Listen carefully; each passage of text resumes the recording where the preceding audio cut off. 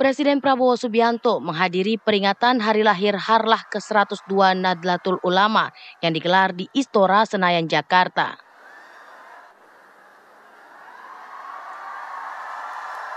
Dalam kesempatan itu, Presiden Prabowo menegaskan tekadnya untuk menciptakan pemerintahan yang bersih dan bebas dari penyelewengan. Prabowo juga menegaskan akan bertindak tegas terhadap siapapun yang menghalangi kebijakan pro-rakyat.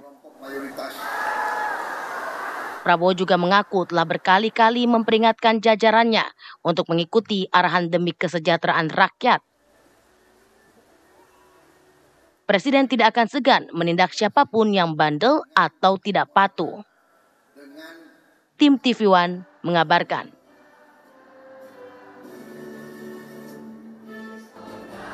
Saya sudah beri istilahnya peringatan berkali-kali. Sekarang, siapa yang bandel,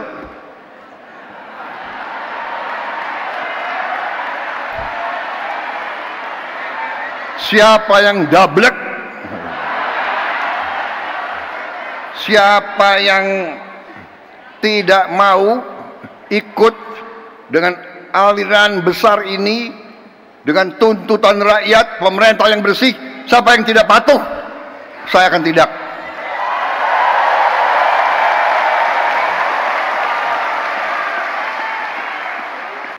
Kita harus berani. Kita harus berani. Saya ajak semua rekan-rekan saya dalam pemerintahan, dalam kabinet Merah Putih, saya mengajak mereka, kita harus berani mengoreksi diri,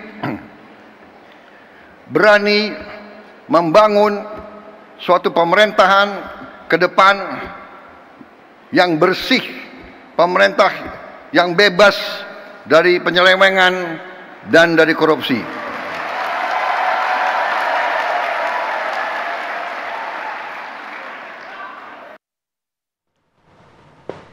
Baik pemirsa dan juga Putri, dari pidatonya Presiden Prabowo Subianto tadi kita bisa melihat ternyata Pak Prabowo ini ada takutnya. Takut apa? Takut mengecewakan rakyat. Oh, jadi iya, benar. di pidatonya kemudian beliau menyentil dan juga mewanti-wanti para menterinya yang bandel dan sulit dikasih tahu untuk segera berbenah. Untuk itu kita akan membahasnya pada pagi hari ini. Sudah ada dua narasumber yang hadir di studio. Ada Henry Satrio selaku analis politik. Selamat pagi, Bang. Pagi, Bang. Pagi. Di sini statusnya studio dijemput berarti tadi. Dijemput. Oh ya, dijemput. Oke, selain Mas Henry, kita juga ada Hariko Wibowo Satria selaku juru bicara kantor komunikasi kepresidenan. Selamat pagi, Mas Hariko. Pagi, Mas Hariko. Mas Hariko, langsung saja, Langsung Mas. aja. Langsung nih ya. Langsung. Weh, udah. Mas, Pak Presiden Prabowo Subianto menyatakan mewarning para menteri untuk segera berbenah di kesempatan yang begitu formal. Apa sebenarnya yang ingin disampaikan oleh Pak Presiden Prabowo? Ya, Presiden kita Bapak Prabowo Subianto ingin rakyat ini betul-betul terlayani dengan baik. Presiden kita Bapak Prabowo Subianto tidak ingin masyarakat terbebani. Kita sama-sama ingat ya, pada 31 Januari 2024 itu Presiden Prabowo mendatangi Kementerian Keuangan. Kemudian meminta kenaikan PPN 1% itu dari 11 ke 12%, itu betul-betul untuk barang dan jasa yang mewah. Mbak Putri sekarang merasakan kenaikan PPN nggak? Ya, Belum kayaknya, kalau Putri sih belum. Barang-barang saya belum ada yang mewah-mewah. Iya kan? Nah, kemarin juga dalam pertemuan teman-teman BEM juga saya tanyakan, apakah di sini ada yang merasakan kenaikan PPN? Tidak ada satupun yang mengangkat tangan. Meskipun sebelumnya itu ini belum berarti ya? Ini bahasanya heboh. belum berarti ya? Iya, belum artinya merasakan gini, berarti akan naik, merasakan pada akhirnya. Presiden kita benar-benar tidak mau masyarakat itu terbebani. LPG kemarin juga seperti itu, ketika ada ketidaknyamanan langsung berubah, ya kan? Jadi intinya Presiden kita itu menyampaikan kepada para menterinya, bukan hanya kepada para menteri, bahkan sebelumnya kepada 514 kepala daerah, kepada anggota TNI dan Polri juga disampaikan bahwasanya pakaian ibu dan bapak semua ini dari uang rakyat. Bapak digaji dari uang rakyat, jangan mengecewakan rakyat, harus setia kepada negara. Baik, tapi yang pernyataan soal ada yang bandel, ndablek, itu siapa kira-kira itu? Apakah termasuk indikasinya dari yang disebutkan tadi LPG, PPN, apakah pihak-pihak itu? Bandel dan ndablek itu tidak dialamatkan kepada 1-2 orang, tapi untuk semua ya. Jadi presiden kita itu tidak pernah menyalahkan orang per orang. Bahkan beliau mengatakan apa yang kita alami hari ini kita tidak boleh menyalahkan Presiden Jokowi, kita tidak boleh menyalahkan Presiden SBY, tidak boleh menyalahkan Ibu Megawati, kita tidak boleh saling salah menyalahkan. Mari kita lihat ke depan, mari kita lakukan perbaikan. Intinya Presiden mengatakan di awal ya, waktu pertama menjabat itu beliau mengatakan kita harus jujur mengakui bahwa korupsi masih banyak di pusat dan di daerah. Kemudian kemarin beliau sampaikan kita harus bersih-bersih sebelum masyarakat yang membersihkan kita. Tapi yang terbaru ini loh, kita masih penasaran ini Pak Prabowo itu menyasar siapa? Apakah memang sebegitu mengecewakan sampai akhirnya Pak Prabowo bisa keluar kata-kata itu gitu loh? Ya, Presiden kita Bapak Prabowo Subianto tidak pernah kecewa, tidak pernah putus asa, pantang mundur. Jadi semangat beliau sangat bergelora sekali untuk melayani masyarakat dan selalu optimis dan waspada.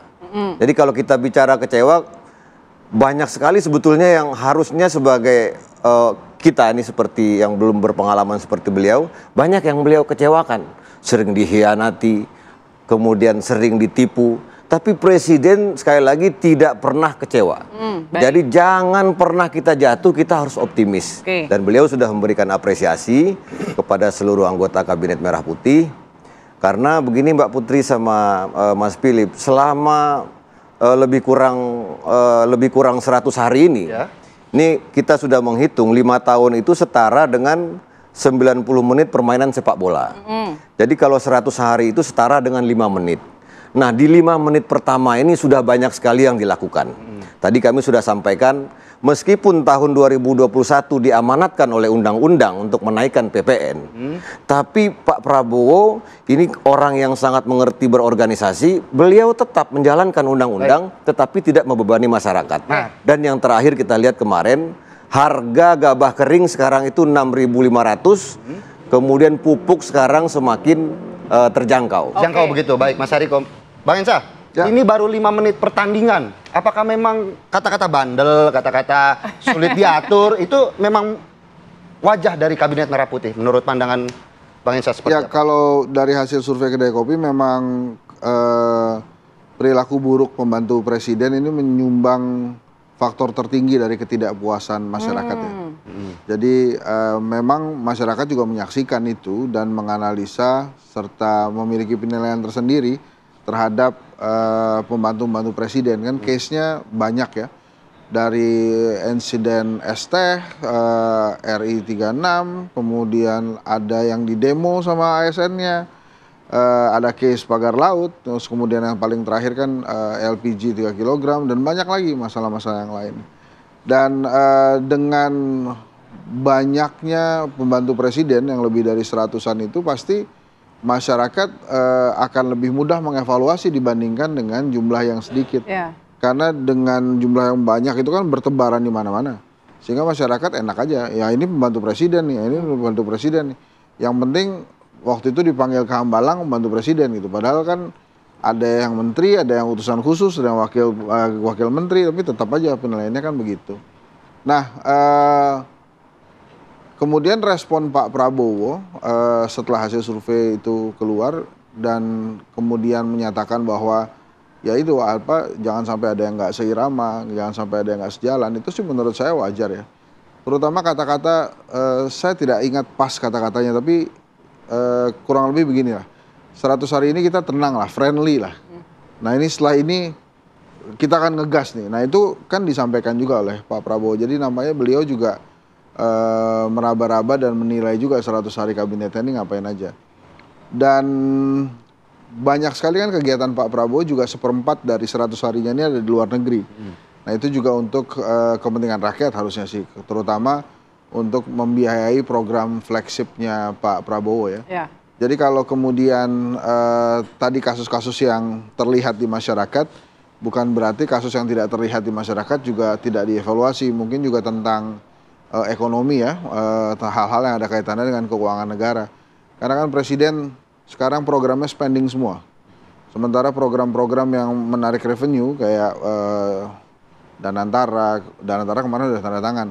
Badan Penerimaan Negara itu juga kan belum jalan. Sehingga mungkin kalau Pak Prabowo hari ini melihat banyak sekali program yang nggak jalan tapi uangnya nggak ada gitu ya. Mungkin pengen sekali tuh dia menyitir Ustadz Yusuf Mansur tuh kan. Dari mana duitnya gitu. Jadi programnya bagus-bagus tapi uangnya nggak ada kan pusing juga gitu. Maka kemudian mungkin juga kemarin kata-katanya bukan hanya dari sektor-sektor atau menteri-menteri pembantu presiden yang terlihat ada kontroversi di masyarakat, tapi bisa jadi di backstage-nya itu atau hal-hal yang ada kaitannya dengan keuangan gitu ya. Tapi Bang Hensat, sampai Pak Presiden berulang kali bilang sudah memberikan peringatan gitu, berulang kali bilang bandel, dablek gitu kan. Nah itu apakah memang kondisinya, pantauan Bang Hensat itu memang situasinya sebandel itu kan, nggak satu visi, nggak seirama? Kalau rakyat kan bisa melihatnya hanya dari luar ya, saya juga bisa melihatnya dari luar karena tidak di dalam. Tapi kan kalau kita ingat jam 10 waktu itu pelantikan, di warung-warung kopi, di media sosial, orang-orang bertanya nih kira-kira kapan reshuffle-nya? Jam 12, jadi artinya 2 jam aja diberikan kesempatan. Kemudian untuk tenang, rakyat kemudian udah menyampaikan nih reshuffle-nya kapan ya. Jadi artinya memang ada ketidakpuasan juga dalam susunan kabinetnya Pak Prabowo. Entah itu jumlah atau orang-orangnya. Tapi yang jelas kan ada kritikan-kritikan dari rakyat kok.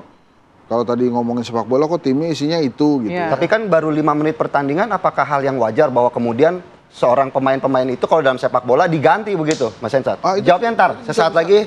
Setelah Apa Kabar Indonesia Pagi, jeda berikut ini. Beliau ahli